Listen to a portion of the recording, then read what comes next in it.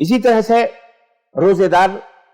کے لیے جائز ہے کہ وہ مسواک کرے، مسواک بھی اس کے لیے جائز ہے۔ مسواک کے تعلق سے اس مسواک کے ضمن میں اہل علم نے یہ بھی فرمایا ہے کہ اگر پیسٹ معجون ہے، یعنی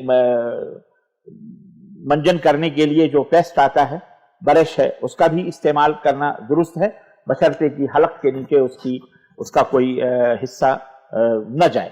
پانی یا اس کی لذت حلق کے نیچے پیٹ کے اندر داخل نہ ہو۔ تو مسواک کے ساتھ ساتھ جس طرح مسواک کرنا جائز ہے، چونکہ مسواک کے اندر بھی ایک لذت ہوتی ہے، ایک مزہ ہوتا ہے، اسی طرح پیسٹ کے اندر بھی یا جو بھی منجن ہے اس کو کرنے کی وجہ سے تو اس کے لیے جائز ہے کہ وہ کر لے۔ رسول اللہ صلی اللہ علیہ وسلم نے فرمایا کہ لولا ان اشق علی امتی لامرتهم بالسواک عند كل صلاۃ، اگر میری امت پر یہ بات گرا نہ ہوتی تو میں انہیں حکم دیتا کہ وہ ہر نماز کے ساتھ مسواک کریں۔ صحیح بخاری اور صحیح مسلم کی روایت۔ تو نبی کریم صلی اللہ علیہ وسلم کا یہ فرمانا کہ میں ہر نماز کے لیے یہ حکم دیتا جس میں روزے دار اور غیر روزے دار دونوں شامل ہیں۔ ظاہر ہے کہ ہر نماز کے وقت تو رمضان میں روزے پر نماز پڑھی جاتی ہے، تو رمضان میں جو نماز پڑھے گا اس کے لیے بھی یہ حکم ہے۔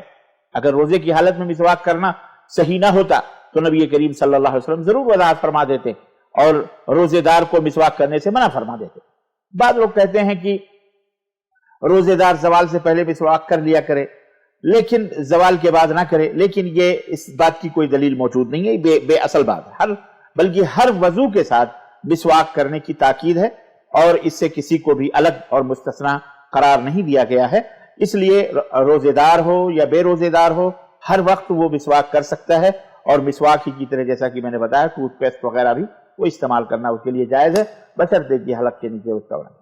تو یہ دوسرا مسئلہ ہے۔